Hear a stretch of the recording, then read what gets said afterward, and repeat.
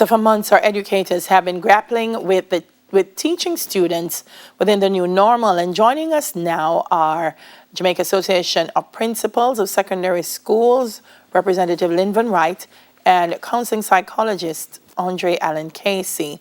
But before that, we went to social media and we asked, how do you think our teachers are coping? And this is what you said. First one is Anissa Mommy. She says, we are not okay. We are mothers/parents first, and with all that comes with distance learning, we are barely staying afloat. Our job is much more demanding. There is need for more preparation.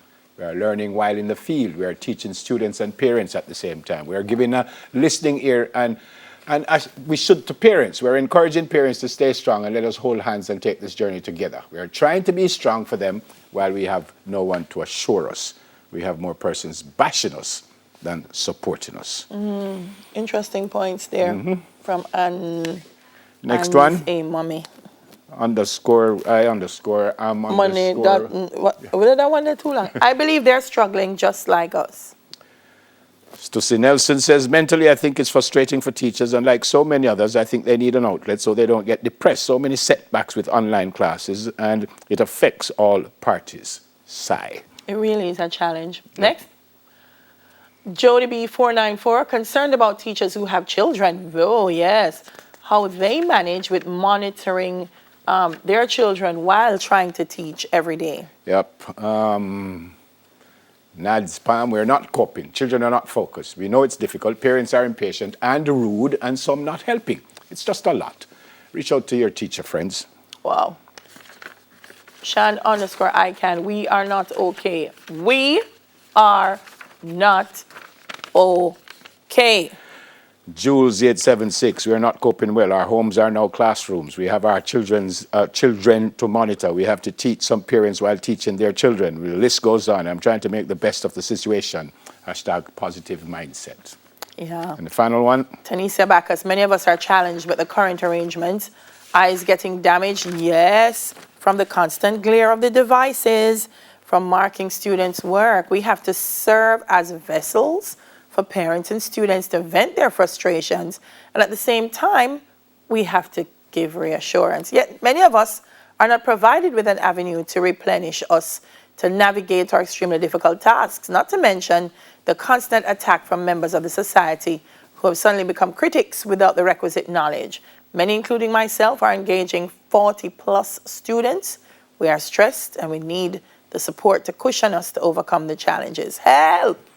All right, so again, we introduce and welcome the principal of William Nib, Mr. Wright, and Mr. Allen Casey, who you would have seen here on Smile Jamaica many, many times. Good morning again to you both. Good morning. Morning, Alex. Morning, everyone. And to you both, to be fair, when I saw the headline, Teachers and Mental Health, I kind of had a problem with that. I'm not even certain why. But Mr. Wright, I want to ask you, sir, is this what we're talking about now, and you just heard the comments, because of what's happening now, or teachers were always kind of under the caution, always being given a hard time? Is this something new? Well, always been, but I think never that the gaze now is on teachers, because the screen is not as private as people think. What the screen does is that the screen takes the public eye into your home. And it takes the public eye onto your profession. I don't know that anybody now is practicing the profession as publicly as teachers. And I believe that for any normal human being, when you figure there are too many eyes and if you're not trained, then it is something that becomes a real problem. So I really believe that many teachers are struggling with that. In fact, yesterday I had a teacher, well, I had a parent who called me to complain that a teacher, he had just barged into the teacher's class, virtually, and the teacher had a problem with it. And he was telling me that the teacher really should be thinking that, this can happen and he shouldn't respond like this. But it was something that was distressing for the teacher, and I understood. You're a principal. I don't know if you still teach. You're an educator. What is the difference with the teaching part of online learning? I know of the computer and the eyes and all that, but what is the difference with just the teaching part? Is there a huge difference? There's a difference, because one of the things that you have to, I think one of the real causes of anxiety for many teachers is that loss of control. Because you could speak to children if it is that they were out of it. You could say to children, if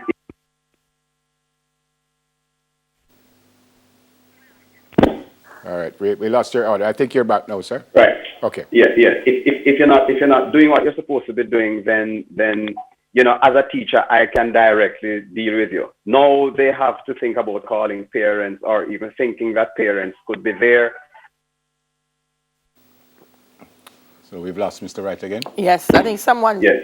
who sees him on Yes. TV is trying to communicate with him while he's on TV. Yeah. Continue, Mr. Wright. Yes, I turned it off. Right, good. Yeah. No, so I'm just saying that there are many of them who really worry about that, and it is just something that I think as principals, as a ministry, I think all of us are really trying to help them to deal with, because it's tough. And you see that family issue that I see many of the persons talk about. That's the biggest one, I think, that they, especially the females, worry about their families. Yep. All right. Andre, I want to bring you in right here, because one of the things is, and what we're getting from the social media feedback is that the teachers are saying they're expecting us to relieve the anxiety. They're expecting us to assist them when mentally it's challenging. That's a lot on us. We weren't prepared for this. What do we do?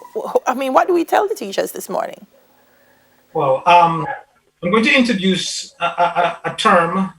It's called self-efficacy. And self-efficacy is actually a word that was introduced by Dr. Albert Bandura. He's a social psychologist. And what self-efficacy speaks to, it reminds us of our ability to cope. It reminds us of our ability in recognizing that I can manage my life, which then speaks to the idea that I have to take responsibility for my own outcome.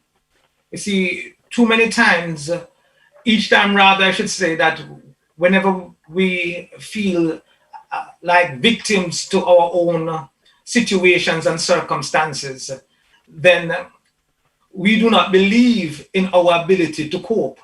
And so one of the things I'd like to say to teachers is to see each day as one that where you become victorious, so that you can develop your self-efficacy.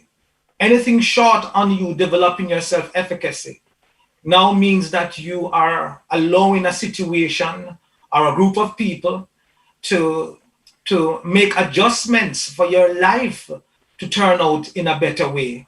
And so it is very, very crucial for you to recognize that my outcome, my mental health, really and truly is primarily about what is it that I'm prepared to do to ensure that it is maintained. Now, it is true that we can garner support from everyone, and nothing is wrong with that. And by extension, we should. Notwithstanding, please remember that my mental health is my issue. My emotional health is my issue. My physical well-being is my issue. And of such, I have to put in the requisite skill sets or put things in place to ensure that I take care of me. Yeah. Mr. Principal, I know these times are led by the Ministry of Health and Wellness. They had 17 schools in a pilot program that started on Monday. Ideally, and it's not an ideal situation, obviously, ideally, what would you want to see? Do you want to see face-to-face learning again? I mean, sooner or later, I guess it will come back. But how do we go through this if we don't have face-to-face learning? How do we go through this, sir? Ideally, I think everybody would want to get back to what they consider normal, but that's not the case now. Now, the next best thing would be to ensure that we have connectivity and we have gadgets for all the kids. That's not there, and I just think that we have to look at ways of ensuring that, especially the students who are not getting any access, are students who we seek to assist in ways that we can. Maybe they are the ones who we need to bring back to school if it is that the population is not that big and it wouldn't be that high risk. But essentially, it's a challenge. And I think that in itself is one of the bothers that teachers have. Because when you talk about assessment, they will tell you, because many teachers, contrary to what many people believe, are very proud of their results. They want their results to look good, just like a coach never would not want to be losing every match and thinking that everybody's playing poorly. The teachers want to ensure that the students are performing.